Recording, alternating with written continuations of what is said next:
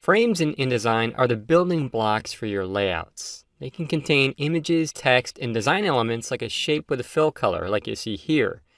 In this video, you'll explore the different types of frames available in InDesign and the tools used to create them. You can open this practice file for this tutorial if you want to follow along. And so that you can see the entire page, choose View, Fit Page in Window. If you want to add text to your design or you'd like to import an image, you'll either need to create a frame to hold that content or let InDesign create the frame for you as you import or place text or images. To start, you'll explore creating a few different types of frames, and you'll create them in the gray area off the left side of the page. If you can't see the gray area to the left of the page, choose View, zoom out as many times as necessary till you do. To add text, you can create text frames by selecting the Type tool in the Tools panel on the left. Then press and drag to create an area where the text will go. After drawing a text frame, a cursor will appear in the frame so you can add text. Now the frame tools found here in the Tools panel are used to create placeholder frames, usually for graphics like a picture or a logo. If you press and hold down on the rectangle frame tool, you'll see 3 frame shape tools you can draw with. Frames drawn with any of these tools will have an X in the middle, usually to indicate that a graphic will go there.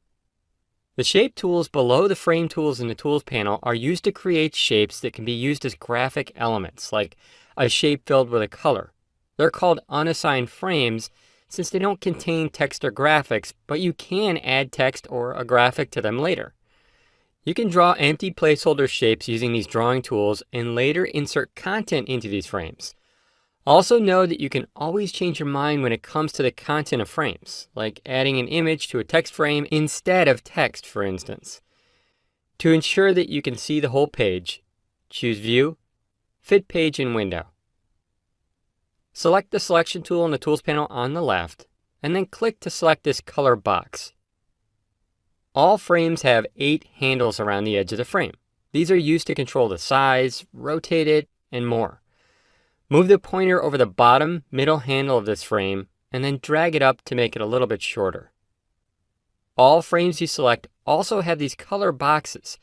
This one is used to anchor the frame to other frames, and this one is used to change the corner radius, in other words, round the corners. Click to select this paragraph of text over here to select its frame. You can tell a frame is meant to hold text because besides the 8 handles, there are additional small boxes in the upper left and lower right corners. The box in the upper left corner is called the in port, and the box in the lower right corner is called the out port. They're used to connect frames together so that you can flow text from one frame to another. Click the image in the background to select it. Graphics are placed in frames and can be cropped or masked by the frame, resized, and a whole lot more. To deselect the image, choose Edit, Deselect All. Understanding what frames are and how to work with them is a big first step towards adding content to your InDesign documents. As you make your way through these tutorials, you'll add content like text and graphics and be more comfortable with both creating and editing frames.